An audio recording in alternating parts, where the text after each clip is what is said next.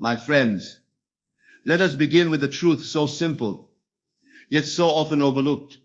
You are the center of your world.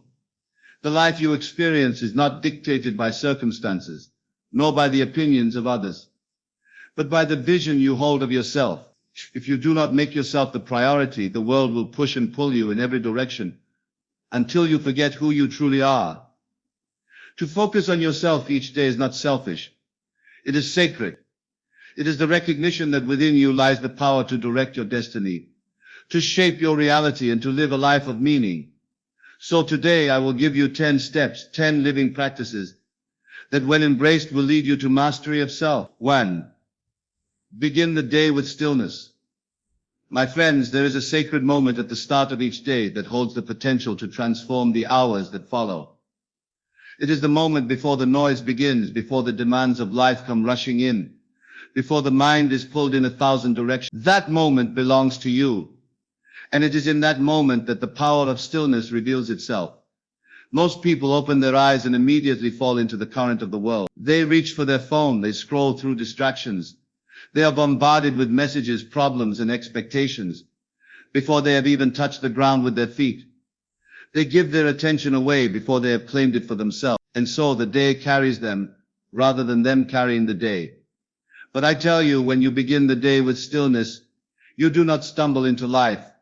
You set the stage for it. You anchor yourself in the truth that you are the one who chooses how you will think, how you will feel, and how you will move. You take ownership of your state of being before anything outside of you has the chance to close your eyes in the morning, not to escape the world, but to enter your own. Breathe deeply. Let the breath remind you that life is already flowing through you without effort, without struggle, without fear. In stillness, you see clearly that you are not your worries, not your circumstances, not even your fleeting thoughts. You are the awareness that can direct them all.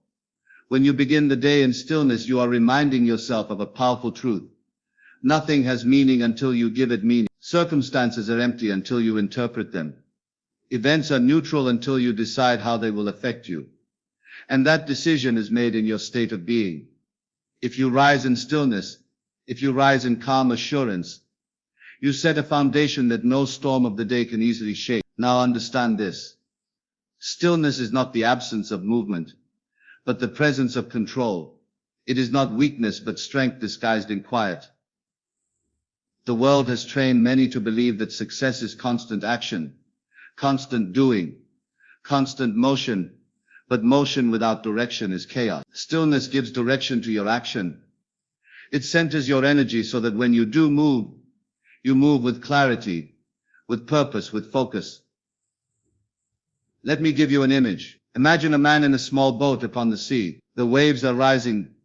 The wind is fierce and he rows with all his strength. He rows harder and harder, yet the boat is carried off course by the storm. That is the life of one who begins the day without stillness. He may work, he may struggle, but he is at the mercy of external forces. Now imagine another. He too faces the sea, but before he rows, he drops anchor within himself. He steadies the boat from within. He aligns his course. He waits until his direction is sure. And only then does he row. His movement is not wasted. His strength is multiplied because it is guided. That is the life of one who begins the day in stillness. Each morning you have a choice. Will you let the world push and pull you like the first man? Or will you anchor yourself like the second? The choice is yours, and it is made in that first sacred moment of the day. Now do not think stillness must mean hours of silence or complicated rituals, or practices reserved for sages and saints. No. Stillness is available to every one of you right here, right now. 5 minutes of deliberate quiet, 5 minutes of focused breathing, 5 minutes of turning inward can change the entire trajectory of your day. In those minutes, remind yourself who you are. You are not the sum of yesterday's failures. You are not the echo of other people's opinions. You are not limited by the noise around you. You are the creator of your experience. And you create not from panic, not from rush, but from a place of centered awareness. When you rise in stillness, you step into the day with a calm confidence that others will feel without you saying a word. They will wonder why you are not shaken as they are, why you are not restless as they are, why you move with quiet certainty. It is because you have claimed your state before the world could claim it for you. Some of you may say, but I have no time. To you I say this, you cannot afford not to make the time. If you rush into the day without stillness, you may save 5 minutes in the morning, but you will lose hours to distraction, to anxiety, to wasted motion. Stillness is not a delay. It is the greatest time saver of all, for it brings efficiency to every action that follows. Others may say, "But my mind is restless, I cannot be still." And I tell you that is precisely why you must practice it. The mind is like a river.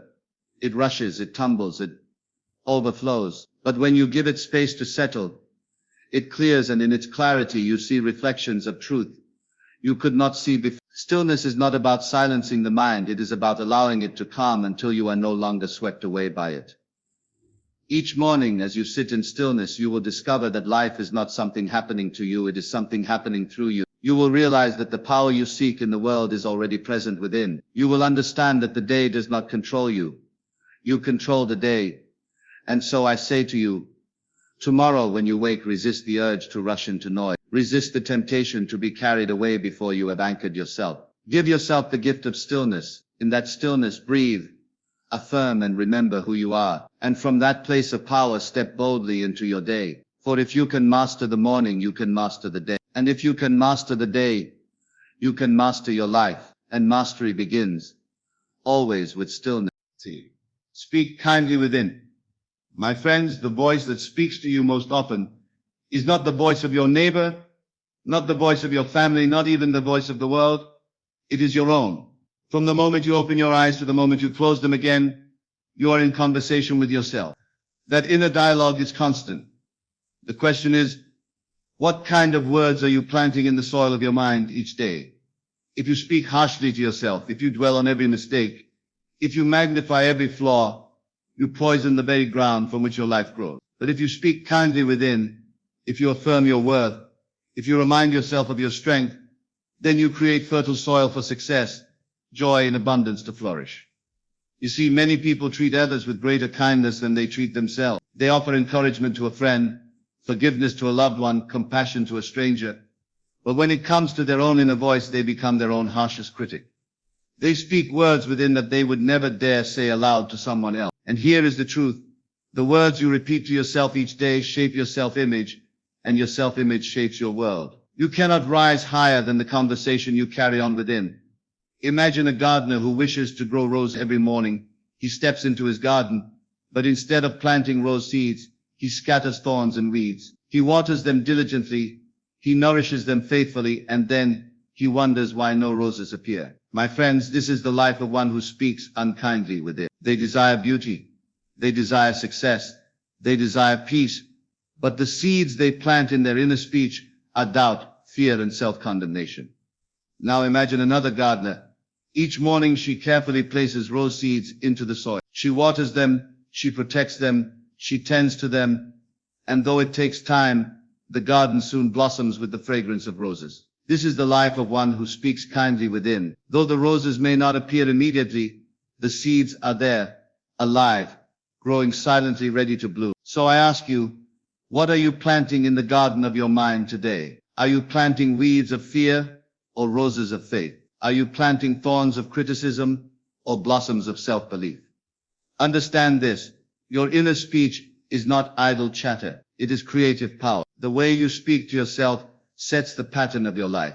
If you constantly tell yourself, I am not enough, I am not worthy, I will never succeed, then you bind yourself in invisible chains. You create a prison with no walls but strong enough to hold you captive. But if you tell yourself, I am capable, I am strong, I am worthy, I am destined for more, then you unlock the gates of possibility. You free yourself to move boldly toward your vision. Let me be clear.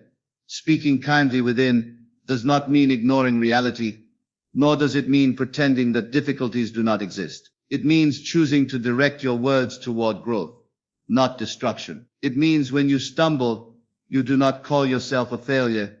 You say, I have learned. It means when you face a challenge, you do not say, this is impossible. You say, this is an opportunity for me to rise. Some of you may ask, but what if I do not believe the words I speak within? What if they feel false? And I tell you this, belief is a seed and repetition is the water. At first, your inner affirmations may feel like whispers against a storm. But if you persist, if you continue to water those words each day, the storm will calm, and the whisper will grow into a voice of power. Remember, the mind cannot distinguish between a truth and a lie repeated often enough. If you constantly repeat the lie of your inadequacy, it will become your reality. But if you boldly declare the truth of your worth, even before you see it, it will take root and grow. Think of a child learning to walk. When that child falls, do we scold them? Do we say, "You are weak, you will never stand"? No, we encourage them. We smile, we cheer, we say, "Try again, you can do it." And in that encouragement, the child finds strength to rise. So why, when we stumble in our own lives, do we scold ourselves, belittle ourselves, condemn ourselves? Why do we not speak to ourselves as we would to that child, kindly, encouragingly, loving? To speak kindly within is to parent your own soul, to guide yourself with compassion, to remind yourself that failure is not final, that mistakes are not permanent, that you are always more than the sum of your setbacks. Now let me show you how powerful this inner speech can be. Suppose you wake in the morning and say to yourself, "I dread this day. It will be hard. It will be heavy. It will be joyless." From the very start, you have poisoned the hours ahead. Even if blessings appear, you will not see them. Even if opportunities arise, you will not grasp them, for your mind has been set against the day. But if you rise and say, "This day is a gift. I will walk through it with strength, with clarity, with peace," then you tune your mind to see what is good, to seize what is possible, to endure what is difficult. You have set a higher pattern, and life will echo it back to you. Some of you carry years of unkind inner speech, years of telling yourself that you are not worthy, not smart enough, not attractive enough, not capable enough, and you wonder why life has echoed those very beliefs. But hear me, it is never too late to change the conversation. With one new word, with one new affirmation, you can begin the work of transforming your inner world, and when your inner world changes, your outer world must follow. Do not wait for others to speak kindly of you. Do not depend on their praise to validate your worth. For if your inner voice condemns you, no amount of outer praise can save you. And if your inner voice uplifts you, no amount of outer criticism can destroy you. Every day, choose your words with care. Say to yourself, "I am strong, I am worthy, I am capable of rising. I have within me the power to create. I am more than my past, greater than my fears, stronger than my obstacles." Repeat these not as empty words, but as living truths. Repeat them until they take root in your soul. And as you speak kindly within, you will notice something remarkable. The world around you will begin to speak differently to you as well. For the world is but a mirror of your inner state. If you are harsh within, life will appear harsh without. If you are kind within, life will reflect that kindness back to you. So I leave you with this. Guard your inner speech as you would guard a treasure, for it is the treasure that shapes your destiny. Speak kindly within, and you will find that kindness flowing out into your actions, your relationships, and your life itself. Remember, my friends, the words you whisper to yourself are the seeds of your tomorrow. Plant wisely, water daily, and soon you shall walk in the garden of your own creation. 3. Guard your attention. My friends, if I could give you one key that unlocks the door to power, it would be this. Guard your attention. For attention is the currency of creation, the energy by which all things are shaped. Where your attention goes, your life flows. Think of attention as the sun. The sun shines wherever it is directed, and life springs forth. But the sun cannot shine on everything at once with equal strength. It focuses its light, and in that focus, warmth and growth are born. Your attention is no different. It is the light of your mind, and wherever you focus it, you give life. If you scatter your attention upon every distraction, every fear, every idle worry, then your life becomes a garden of weeds. But if you direct your attention toward your vision, toward your strength, toward the truth of who you are, then your life becomes a garden of beauty. Every moment, life is calling for your attention. The news cries out, demanding you fear. Social voices demand you compare. Advertisements demand you desire. Noise surrounds you, each piece grasping at your focus. And if you do not guard it, the world will steal it, leaving you empty and restless. But hear me. You are not powerless. You are the master of your attention. You may not control what appears before you, but you control what you give your gaze to, what you dwell upon, what you choose to nourish with the light of your mind. Consider this. Two people may stand side by side in the same city, on the same street in the same moment. One fixes his attention on misery, on the dirt, on the noise, on the failures of life. The other fixes his attention on opportunity, on the beauty of the sky, on the faces of hope, on the chance to rise. Both live in the same place, yet their worlds are worlds apart. Why? Because their attention created two realities. And so I ask you, where is your attention today? Do you pour it into complaints or into gratitude? Do you dwell on what is missing or on what is possible? Do you give it to fear or to faith? Understand, your attention is like a river. Left unguarded, it flows into the lowest places, into worry, into fear, into doubt. But when you build channels with intention, that river flows where you direct it, toward purpose, toward joy, toward creation. Now many of you may believe you are victims of your thoughts, that you cannot control what enters your mind, but thoughts like birds may fly across the sky of your awareness. It is your attention that decides which ones are fed and which ones are left to pass. You may not stop a thought from appearing, but you can decide not to give it a home. Guard your attention as you would guard a treasure, because it is the greatest treasure you possess. If a thief tried to steal your gold, you would resist. If someone tried to take your home, you would fight. Yet every day many allow thieves of distraction to steal their attention without resistance. They scroll endlessly. They feed upon noise. They wander through the corridors of other people's lives while neglecting their own. But I tell you, discipline your attention, and you discipline your destiny. Choose carefully where you place it. If you wish to rise, focus not on what drags you down. If you wish to create, focus not on what destroys. If you wish to walk in strength, focus not on weakness. Some will ask, but how can I guard my attention when the world is full of noise? And I answer, you cannot silence the world, but you can silence your reaction to it. You cannot stop the noise, but you can turn your gaze. The world may scream, but your attention is yours to command. Think of the archer, surrounded by noise, surrounded by movement. He fixes his gaze upon the target. His eye does not wander. His mind does not scatter. His focus is unbroken. And because it is unbroken, his arrow flies true. So must you become an archer of attention. Amidst the noise of life, fix your gaze upon your target, upon your vision, and let your focus carry you. Some of you spend your days rehearsing your failures in your mind, replaying the moments you wish to forget. Each time you do, you water them with attention, and they grow stronger. Release them. Stop nourishing them. Turn your gaze away, and they will wither.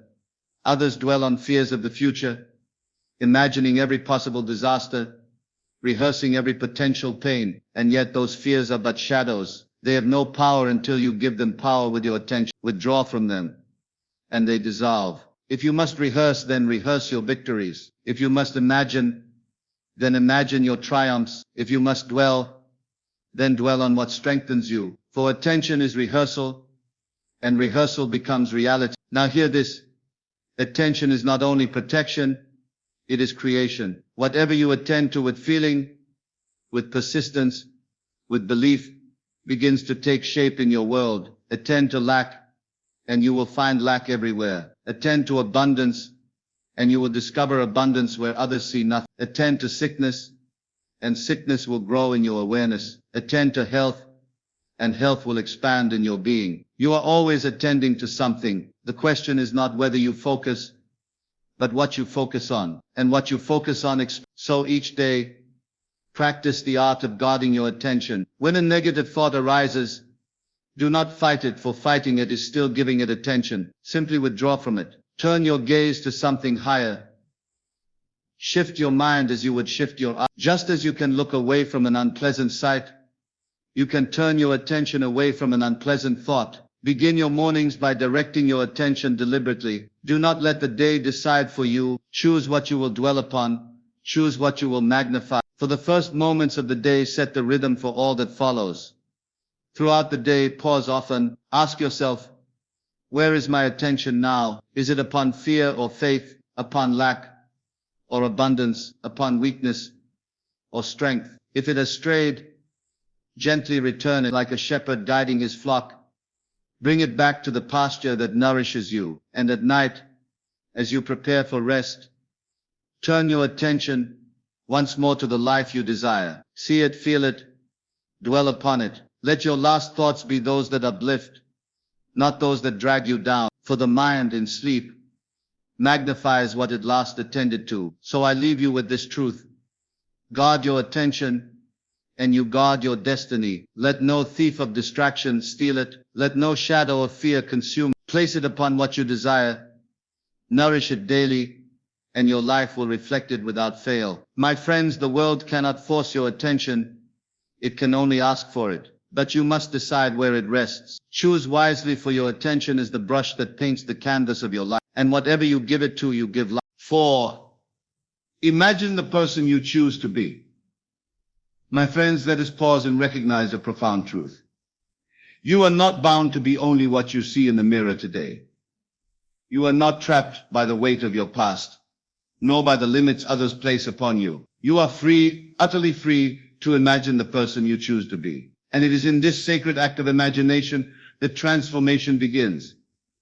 For every great achievement, every invention, every work of art, every triumph of the human spirit, each of these was first imagined. Nothing that exists in this world began in the outer. All began within, in the quiet chambers of the mind. The house you live in, the clothes you wear, the technology you use, the bridges you cross, all of it first lived in the imagination of someone who dared to see it before it was seen. So I tell you, if all creation begins with imagination, then who are you not to use it for the greatest creation of all, yourself?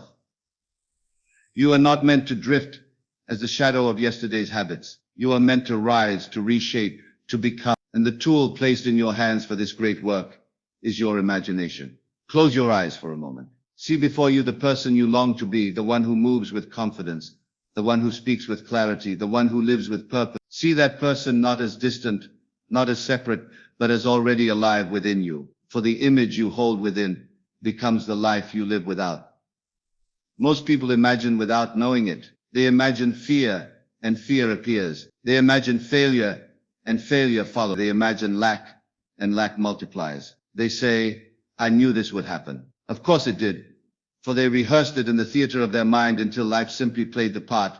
But you, if you would rise, you must imagine consciously. You must choose the picture of yourself that you wish to live out. You must build it with care, paint it with detail, and hold it with faith. Let me ask you, who do you want to be? Not tomorrow, not someday, but who do you choose to be now? Do not answer with hesitation. Do not answer with fear.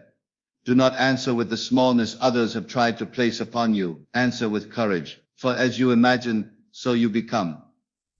Imagine yourself strong where once you were weak. Imagine yourself whole where once you were broken. Imagine yourself victorious where once you were defeated. And as you do, something shifts within. The body responds, the mind adjusts, the spirit stirs. Now, some will say, but I cannot imagine myself different. It feels false. It feels fooling.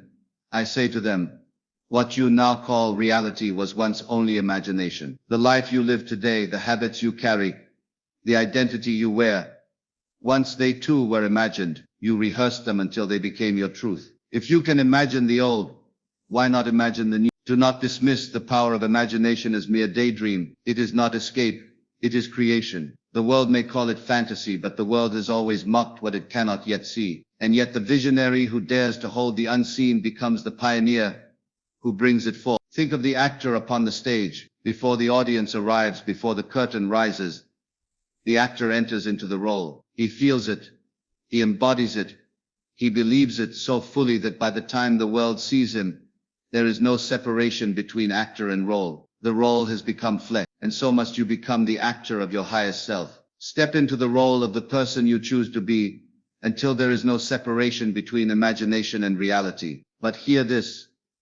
You cannot merely wish it, you must feel it. You cannot simply think of it, you must enter into it. When you imagine, let the vision stir your emotions. Feel the joy of being that person. Feel the pride, the strength, the peace, for feeling gives life to the image. Without feeling, imagination is but a shadow. With feeling, it becomes substance. Let me give you an example. Suppose you long to be confident. Do not merely say, I want confidence. Close your eyes. See yourself standing tall, shoulders lifted, voice clear, eyes steady. Feel the warmth of confidence in your chest. Hear yourself speaking with power. See others responding with respect. Walk in that picture inwardly. until it feels natural, and soon, without effort, it will begin to show itself outwardly.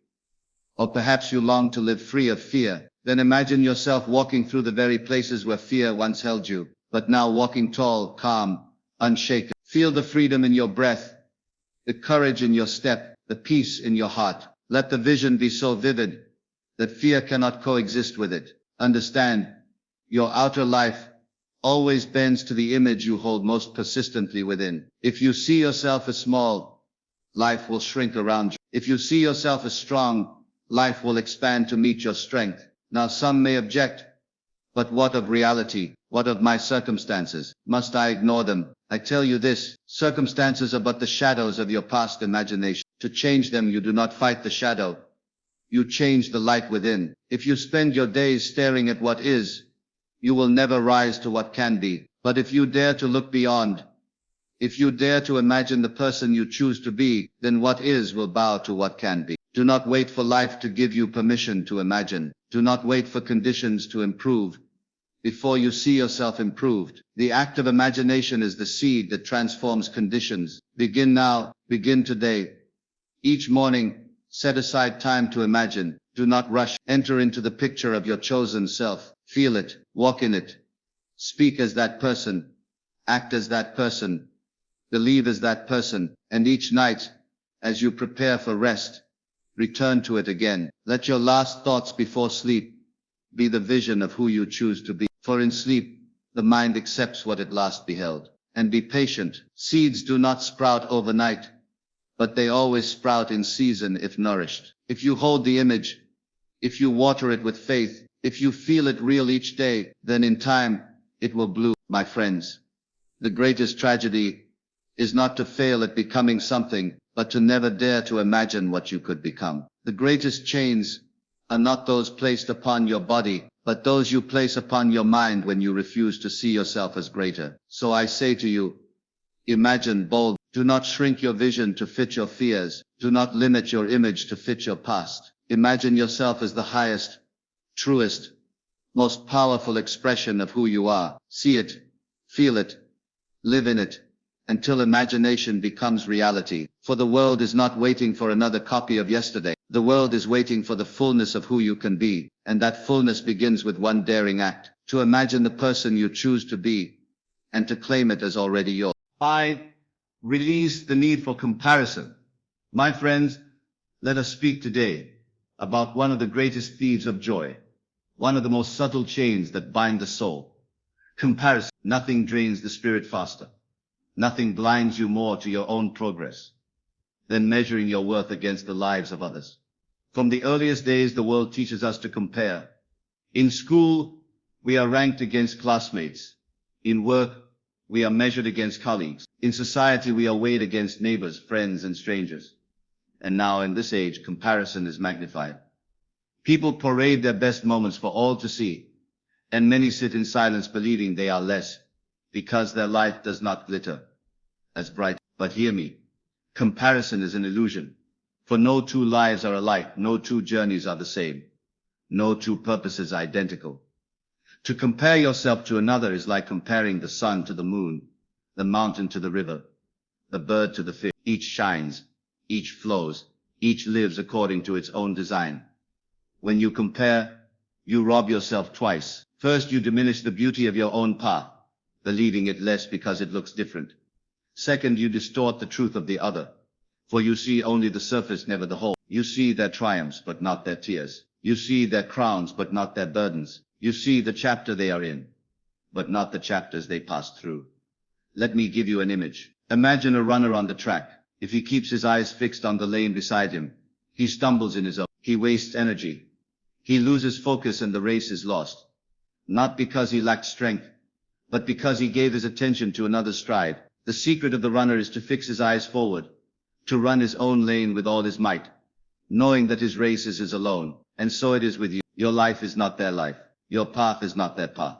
Your purpose is not their purpose. Why then would you compare? The flower does not compare itself to the tree, nor the star to the ocean. Each fulfills its purpose by simply being what it was created to be. Some of you may say, but if I do not compare, how will I know if I am succeeding? And I tell you, Measure not against others but against yourself. Are you wiser than yesterday, kinder than yesterday, stronger than yesterday? That is the only true comparison. For life is not about being better than another. It is about becoming more of who you are. Comparison is dangerous because it breeds two poisons, pride and despair. If you see yourself as greater than another, you fall into arrogance. If you see yourself as less, you fall into despair. Both distract you from growth. Both blind you to truth. But when you release comparison, you stand in freedom. You see yourself clearly without distortion. You walk forward without the burden of another's shadow. Now let us be honest. The temptation to compare is strong. The mind says, look at them. They are ahead. They are happier. They are richer. They are more loved. And yet each time you bow to that voice, you weaken your own stride. You forget that what you see is but a fragment, never the whole. Do not envy another's chapter when you do not know the story. Do not covet another's harvest when you have not seen the planting, the labor, the storms they endured. And above all, do not despise your own season because it looks different. The seed in the soil may seem hidden, but in time it becomes a tree. The winter may seem barren, but in time it gives way to spring. Trust your season and let go of comparison. Let me tell you this, when you live free from comparison, you discover joy in its purest form. You celebrate others without diminishing yourself. You cheer for their victories without doubting your own. You honor their light without dimming yours. You begin to see life not as a competition but as a symphony, each instrument playing its part, each note contributing to the beauty of the whole. Imagine what freedom that would be, to wake each day not weighed down by who is ahead or behind, but focused only on your path, your growth, your purpose. Imagine living not to outshine another, but to shine as yourself. That, my friends, is true power. Now, how do you release the grip of comparison? Begin with gratitude. Each time the temptation arises, pause and give thanks for what is yours. Say, I may not have what they have, but I have what I need and more is coming in its time. Gratitude shifts your gaze from what is lacking to what is abundant, from envy to appreciation. Next, practice self-recognition. Celebrate your progress, no matter how small. The world may not applaud, but you can. If you took one step forward today, honor it. If you overcame one fear, cherish it. Do not wait for others to validate you. Validate yourself. And finally, return your focus inward. Ask, am I growing? Am I learning? Am I becoming? For these are the only measures that matter. The oak tree does not measure itself against the pine. It only asks, am I rooted? Am I reaching higher? Remember this truth. Comparison blinds you, but vision frees you. When you see who you are meant to be, you no longer care who is ahead or behind. You walk with confidence knowing that your race is yours. Your journey is yours. Your destiny is yours. So I say to you, release comparison. Lay it down like a heavy stone you no longer need to carry. Free yourself from its weight, and you will walk lighter, stronger, truer. For life is not about surpassing another. Life is about fulfilling the fullness of who you are. And when you release comparison, you discover that you were never behind, never less, never. You were always on time, always enough, always exactly where you were meant to be on the path of your becoming. 6. Nourish the mind. My friends, if the body requires food to live, so too does the mind require nourishment to thrive. Yet many feed their bodies 3 times a day, while their minds they starve for years. They pour junk into their thoughts and expect wisdom. They allow poison into their attention and expect peace. They consume noise endlessly and expect clarity. But just as the body reflects what it eats, the mind reflects what it consumes. Think of it, if you fill your body with empty food, you weaken it. If you fill it with nourishing food, you strengthen it. The same is true of your thoughts. What you allow into your mind will either raise you or reduce you, either build you or break you. And many do not even guard this sacred gate. They open the door wide, letting any voice, any opinion, any distraction enter without resistance. Then they wonder why confusion reigns, why fear dominates, why doubt whispers louder than faith. But hear this, you are the guardian of your mind. It is your temple, your garden, your sacred space. And like a garden, it must be tended.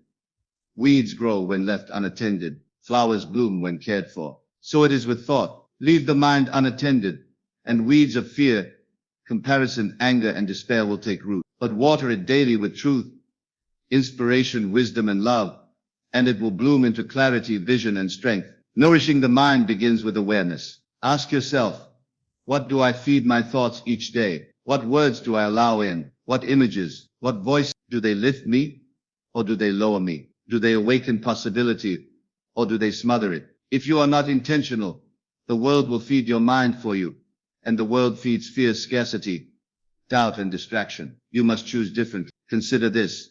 The great minds of history did not waste their attention on gossip, noise, or idle chatter. They fed their minds with great thoughts, timeless truths, and uplifting vision. They drank deeply from wisdom, and so they lived wisely. Should you not do the same? Nourishing the mind is not merely about avoiding the negative.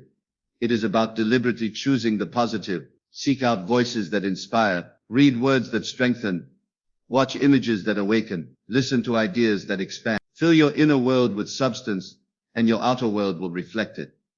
And yet I must warn you, nourishment is not indulgence. Many confuse distraction with inspiration. They spend hours scrolling, consuming fragments of noise, and believe they are feeding the mind. But true nourishment is not endless consumption. True nourishment is deliberate, mindful, purposeful. Better one page of wisdom deeply absorbed than 1,000 words skimmed without thought. Better one truth lived than 100 truths admired from a distance. So ask yourself, what are the daily meals you give to your mind? If you feed on fear, you will live in fear. If you feed on anger, you will live in anger. If you feed on scarcity, you will live in lack. But if you feed on hope, you will live in hope. If you feed on love, you will live in love. If you feed on vision, you will live in vision. The mind becomes what it consumes. If you wish to rise, feed it accordingly. Now let us take this deeper. Nourishing the mind is not only about what enters, but also about what stays. For the mind, like the body, must digest. It is not enough to consume truth.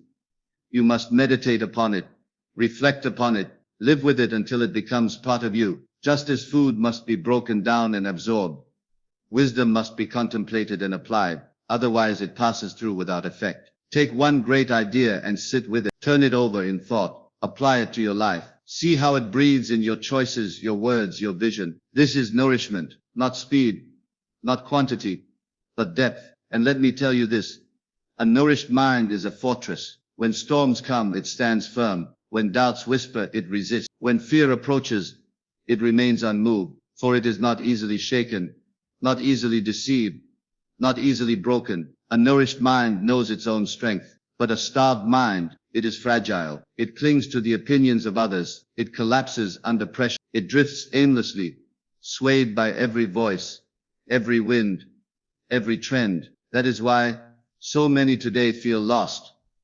Not because they lack ability, but because they have not nourished the mind that directs ability. Think of your mind as the captain of the ship. The body is the vessel. The environment is the sea. If the captain is weak, the ship wanders. If the captain is strong, the ship stays its course. Nourish the captain and the journey succeeds.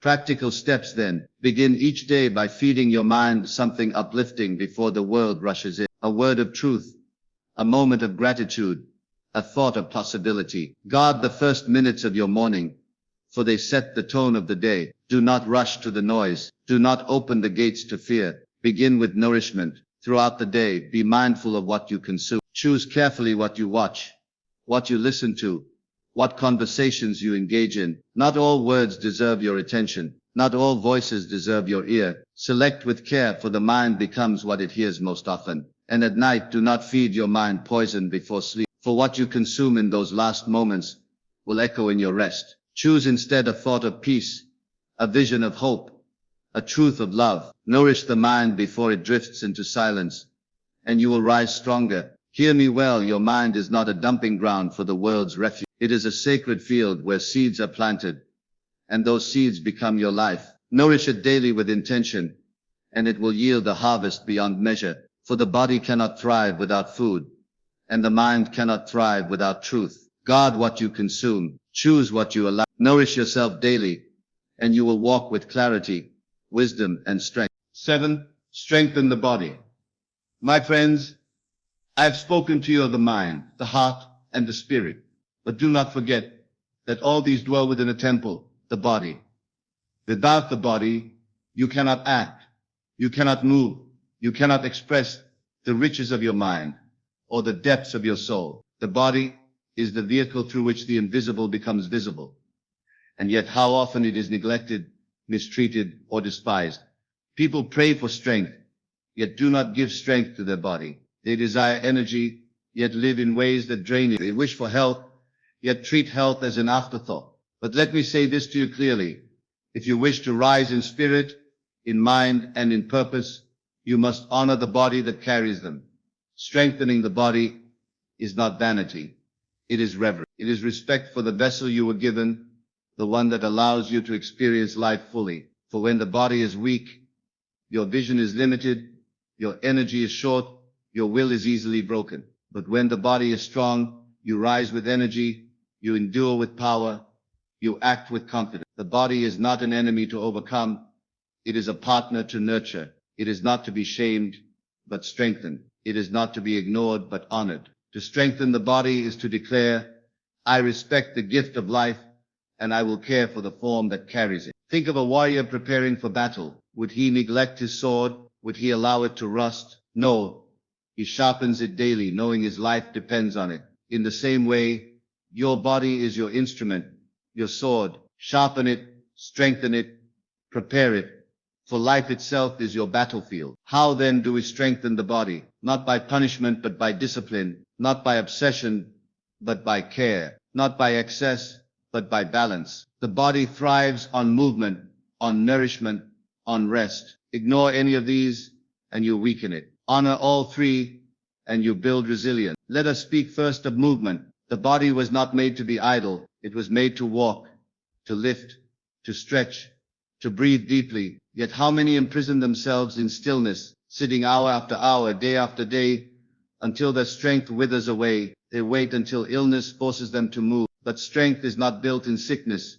It is built in health. Do not wait until you are forced. Move daily, move willingly, move joyfully. A body that moves is a body that lives. Next, nourishment. The body becomes what you feed it. If you feed it carelessly, it will fail you. If you feed it wisely, it will serve you. Just as the mind reflects the thoughts it consumes, the body reflects the food it consumes. Nourishment is not indulgence. Nourishment is respect. Feed your body what sustains, not what destroys. Choose vitality over pleasure, strength over weakness, and do not forget rest. Many pursue strength, but neglect recovery. They demand from their body without replenishing it. But even the strongest warrior must sheath his sword. Even the mightiest tree must rest through the night. Rest is not laziness, it is wisdom. To rest is to restore, to allow the body to rebuild, to prepare for greater strength.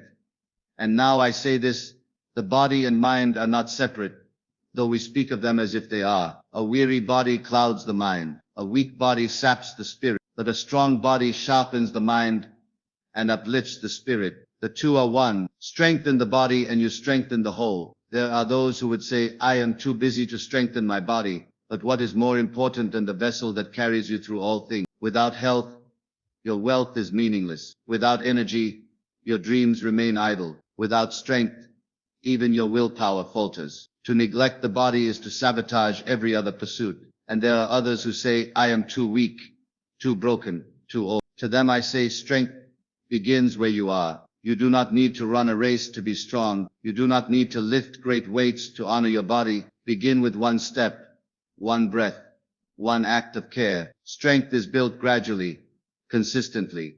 Faith, the smallest act of movement, repeated daily, builds power over time. Remember, the body responds to discipline, not to excuses. It does not grow stronger by wishing. It grows stronger by doing. Every step you take, every moment you choose nourishment over neglect. Every night you honor your rest. You declare, I choose strength. Now let me tell you the deeper secret. When you strengthen the body, you strengthen not only yourself, but your spirit of confidence. For the body and self-image are intertwined. When the body is cared for, you walk differently. You speak differently. You carry yourself with assurance. Your posture becomes tall. Your energy vibrant.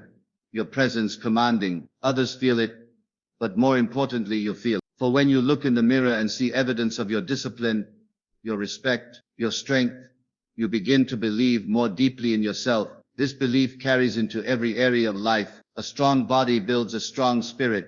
And so I say to you, do not see exercise as punishment. Do not see nourishment as restriction. Do not see rest as laziness. See them all as acts of love, acts of reverence, acts of strength. Every drop of sweat, every healthy choice, every night of deep rest is a declaration that you honor the gift of life. Think of the times when your body carried you through difficulty, times when you had to endure, to lift, to run, to fight, to survive. Did it not serve you? Did it not keep you? How then can you not return the favor? Strengthen the body, for it is your most faithful companion. So I leave you with this challenge. Begin today, not tomorrow, not next week. Today, move your body with intention. Choose one act of nourishment.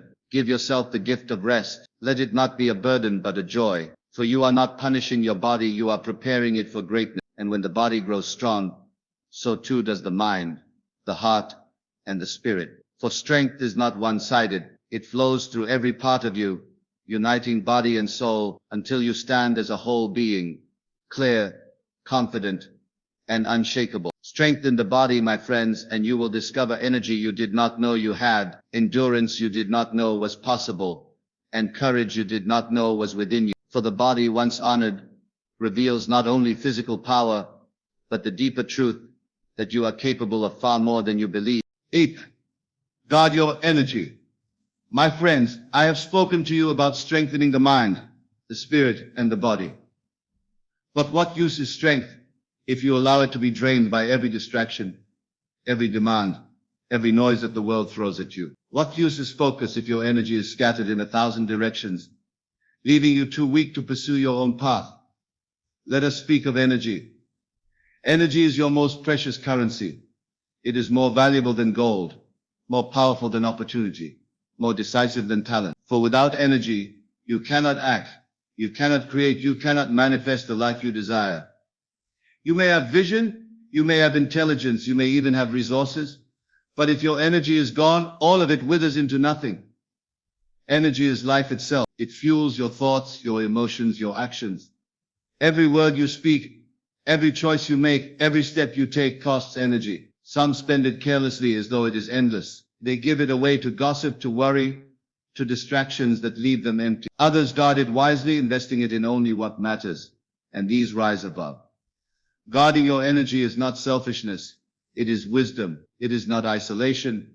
It is discipline. For if you allow yourself to be drained, you cannot serve anyone, not even yourself. You must learn to say no, not from weakness, but from strength. You must learn to step away, not from fear, but from purpose. You must choose carefully where your energy flows, for wherever your energy goes, your life follows. Consider this. A river that is wide and shallow cannot carve valleys, but a river that is narrow and deep cuts through stone. So it is with your energy. Scatter it on every distraction, and it evaporates into nothing. Focus it on your vision, and you carve a path through any obstacle. But what are the thieves of energy? Let us name them, for if you cannot see them, you cannot guard against them. The first thief is worry. Worry consumes energy without producing anything in return. It steals your sleep. It drains your strength. It clouds your mind. Yet worry never solves a problem. It only magnifies it. Replace worry with faith. Replace anxiety with action. What you refuse to entertain in your thoughts cannot drain your energy. The second thief is negativity. Surround yourself with voices that complain, that criticize, that doubt, and soon your energy will be poisoned. Negativity is contagious, like a disease of the spirit. Guard your environment, guard your circle, guard your mind. Choose company that lifts you, words that inspire you, and thoughts that build you. Your energy will rise like the morning sun. The third thief is distraction. How often do you intend to act, yet lose yourself in meaningless diversions? Hours are wasted, days slip away. Energy is scattered on things that do not matter. Distraction is the great thief of destiny. Guard your focus as you would guard your treasure, for where your attention goes, your energy flows. The fourth thief is resentment. Holding grudges, feeding anger, nursing old wounds. These are chains that drain your energy silently, day after day. Resentment does not harm the one who wronged you. It harms you. Release it, and your energy returns. Forgive not for them but for yourself. In letting go, you reclaim your power. And the fifth thief is overcommitment. saying yes to every demand, every favor, every call for your time. In trying to please everyone, you lose yourself. You cannot give what you do not have. To guard your energy, you must learn the power of a firm, clear no. Not every request deserves your time. Not every opportunity deserves your attention. Guard your energy by choosing only what aligns with your vision. Now, how do we guard energy? Not only by resisting thieves, but by cultivating abundance. The answer is found in daily practices. Begin with silence. Give yourself moments each day where no one else has claim on your mind. Silence restores what noise destroys. Breathe deeply, rest your mind, and you will find your energy renewed. Then guard your environment. Your surroundings shape your energy more than you realize. Keep order in your space. Keep beauty before your eyes. Keep peace where you dwell. Disorder drains. Harmony restores. Build an environment where energy flows freely, not one that suffocates it. And let us not forget gratitude. Gratitude is a generator of energy. When you focus on what you have, instead of what you lack, your spirit expands, your strength multiplies, and your energy rises. A grateful heart cannot be drained by complaint. It overflows with vitality. Another way to guard energy is through boundaries. Do not be afraid to set them. The world will always demand more from you than you can give. But if you do not set limits, you will. Boundaries are not walls. They are gates. You decide what enters, what stays, what must go. Guard your gate and your energy will remain strong. And finally, guard your energy through alignment. When your actions match your values, your energy grows. When your choices match your vision, your energy flows without resistance. But when you live in contradiction, when you say one thing and do another, your energy leaks away. Integrity is alignment, and alignment is power. Some may say, but if I guard my energy, will I not miss out on life? No, my friends, you will not miss out. You will gain life. For life is not measured by how much you scatter yourself, but by how deeply you live. Better to give your energy to a few things that matter, than to waste it on 1,000 things that do. And others may say, but those around me will not understand if I pull away. Perhaps they will not, but understand this. Your energy is yours, not theirs. You are not responsible for carrying everyone's burdens. You are responsible for the stewardship of your own spirit. Guard it well, and you will be strong enough to serve others with wisdom, not exhaustion. Guard your energy and you will notice a change. Your thoughts will sharpen. Your actions will have weight. Your presence will carry power. For people can feel energy, even if they cannot name it. When you walk into a room with energy intact, people notice. You do not need to speak loudly. Your very being speaks. So I say to you, from this day forward, treat your energy as sacred. Do not waste it on battles that do not matter. Do not spend it on people who drain it. Do not give it to distractions that leave you empty. Invest it only in what builds you, strengthens you, and moves you toward your vision. For when your energy is guarded, you are unstoppable. You rise each day with strength. You face challenges with power. You endure trials with courage. Guard your energy and your light will never fade. Guard your energy and you will walk through this world not as one drained by it, but as one who radiates through it. 9. Live with intention. My friends, we have spoken of clarity, of vision, of energy, of the power within you. But now we come to the question, how shall you live each day? How shall you rise in the morning?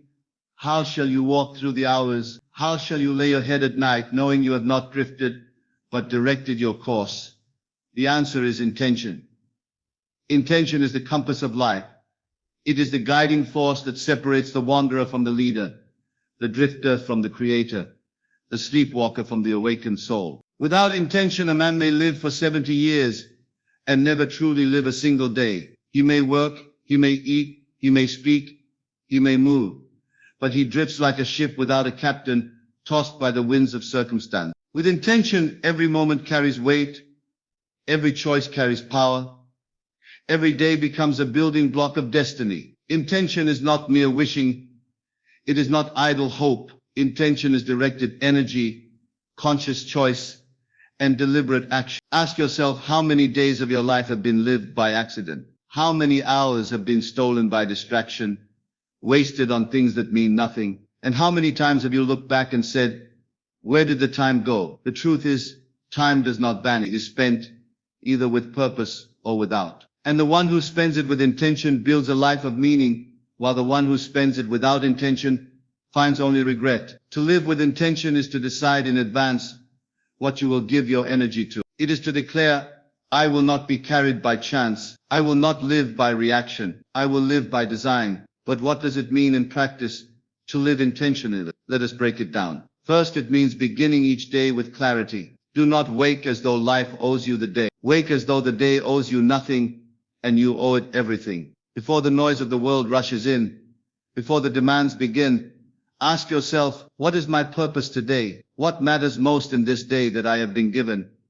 Write it down if you must. Speak it aloud. Hold it in your heart. Let it be the flame that lights every action you take. For a day begun with intention cannot end in waste. Second, to live with intention means to act, not drift. How many live by reaction? Someone speaks, and they react. Something happens and they react. News appears and they react. Life becomes a series of reactions, never creations. But the one who lives with intention does not merely react. He initiates. She creates. They act according to the vision within, not the circumstances without. And here is the truth.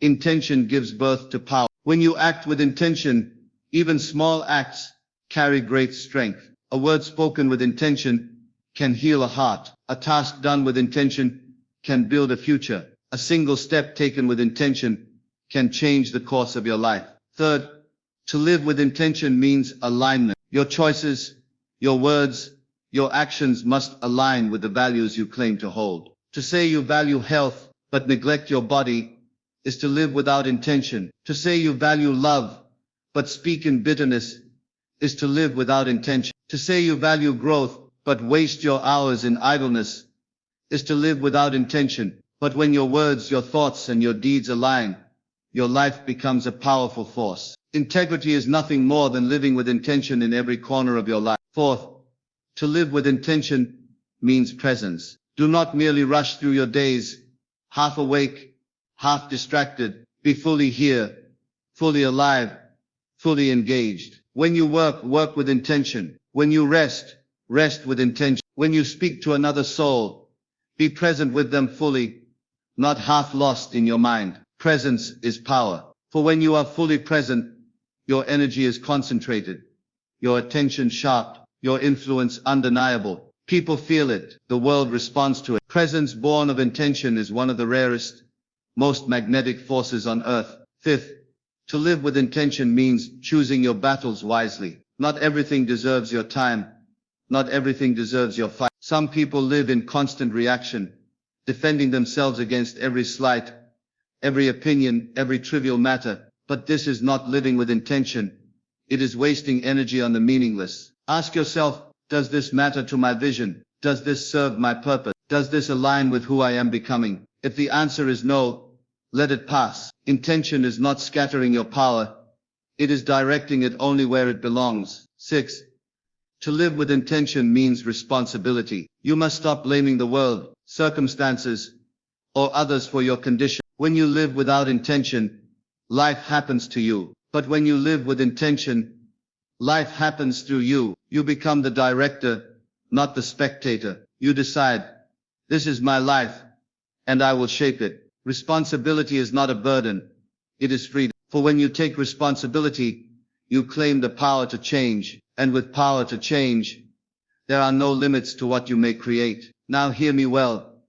Intention is not about perfection. It is not about never stumbling, never failing, never drifting. You are human. You will stumble. You will fail. You will drift. But living with intention means that when you drift, you notice. When you stumble, you rise. When you fail, you learn. And with every return to intention, your strength grows. Think of a compass. No matter how far the ship drifts, the compass always points north. So it is with intention. You may drift, but the moment you return to your compass, you find your way again. And here is the secret. When you live with intention, you live with peace. For regret is born of wasted days, wasted choices, wasted life. But when you live deliberately, even if you do not achieve everything, you rest knowing you live truly, fully, with purpose. Imagine standing at the end of your days, looking back at your life. What would give you peace in that moment? Would it be the wealth you gathered, the titles you wore, the possessions you held? Or would it be the knowledge that you lived on purpose, that you did not waste the gift of life drifting like a leaf in the wind? but directed it like a captain steering his ship toward the horizon. This is the essence of intention: to know what matters, to act upon it, to align with it, to live fully within it. So I call upon you now. Stop drifting. Stop living by accident. Stop waiting for life to decide for you. Decide for yourself. Wake with intention. Speak with intention. Work with intention. Love with intention. Rest with intention. And when you do, you will discover that life responds with opportunities, with clarity, with strength, with fulfillment. For the universe itself bends to those who live with intention. The winds carry them forward. The storms strengthen them. The path opens before them. Do not wait for tomorrow to live this way. Tomorrow is not promised. Live with intention today. And when you do, every tomorrow will be shaped by the choices you make now. 10. The final and closing step. Rise and live the vision. My friends, we have walked through the steps together: clarity, belief, discipline, persistence, imagination, faith, courage, gratitude, and intention. Each step has been a stone placed on the path of your becoming, and now we stand at the final step. Not the end, but the beginning of the life you are meant to live. This step is simple, yet it is the hardest of all. It is the call to rise and live the vision. You see, knowledge alone is nothing. Wisdom spoken yet not lived is only air. Plans drawn but never acted upon are only dreams on paper. What separates the dreamer from the creator, the thinker from the doer, is this: the courage to live what they know, to embody what they believe, to act upon what they have envisioned. The final step is embodiment. It is no longer enough to think of the life you desire, you must step into it. No longer enough to speak of change, you must live it. No longer enough to prepare, you must begin. And here lies the truth.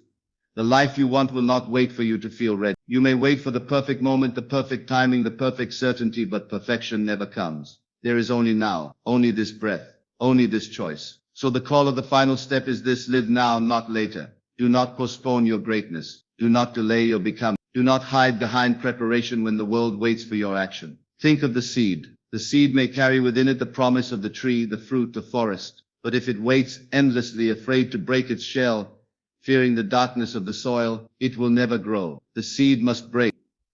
It must fall into the earth. It must risk the unknown. Only then does it rise. You too carry within you the promise of something far greater than what you have yet shown. But you must rise. You must take the leap from knowing to living, from imagining to embodying, from waiting to acting. Now some of you may say, but what if I fail? What if I stumble? What if I fall short? And I say, yes, you will fail. Yes, you will stumble. Yes, you will fall short. But that is not the end. It is the way. Every failure shapes you. Every stumble strengthens you. Every fall teaches you. Do not fear failure. Fear only standing still. Fear only dying with your vision untried, your greatness unrealized, your life unlived. The final step demands courage, not the absence of fear, but the decision to act in spite of. The mountain is climbed not because fear disappears, but because determination is greater. Hear me well. Your vision was not placed within you to torment you. It was placed there to guide you, to call you higher, to demand from you the courage to rise. That vision is not fantasy. It is instruction. It is the map of your destiny. And when you dare to live it, doors open, paths appear, strength rises. But if you bury it, if you silence it, if you postpone it, you will live half alive, restless, always haunted by the whisper of what could have been. So rise, take the step, speak the words, start the work, move your feet, live the vision. Do not wait for applause. Live it for yourself. Do not wait for permission. The permission is already within you. Do not wait for certainty. Certainty comes only after the leap, never before. I tell you, the world does not need more dreamers who stay asleep. It needs awakened souls who embody their vision in the marketplace, in their homes, in their art, in their work, in their very being. The world is moved not by what you think about, but by what you live out. Let us speak plainly. Life is short. You do not know how many days remain to you. Shall you waste them in hesitation? Shall you spend them in fear? Shall you let them slip through your hands like sand? Or shall you seize them, shape them, live them with such intention that when your days are done, you will have no regrets? The choice is yours. Now let me give you the secret of the final step. When you rise and live the vision, you discover that life was never against you. Life has been waiting for you. The resources, the opportunities, the connections, the strength. They reveal themselves only when you begin. The path is made by walking. Think of the traveler standing at the edge of the desert. He says, I cannot see the end. I will not walk until I see the entire path. And so he waits, and he waits, and he waits, and in his waiting, nothing happens. But the one who takes the first step finds that with each stride the path reveals itself. So it is with your life. Stop waiting to see the entire map. Take the step, and the road will appear. And here is the joy.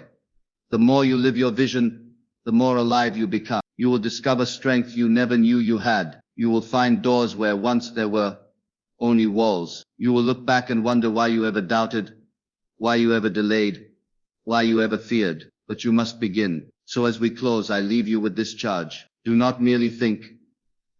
Do not merely dream. Act. Do not merely wish. Rise. For the gift of life is not given to be wasted in hesitation, but to be poured out in boldness, courage, and creation. This is the final step.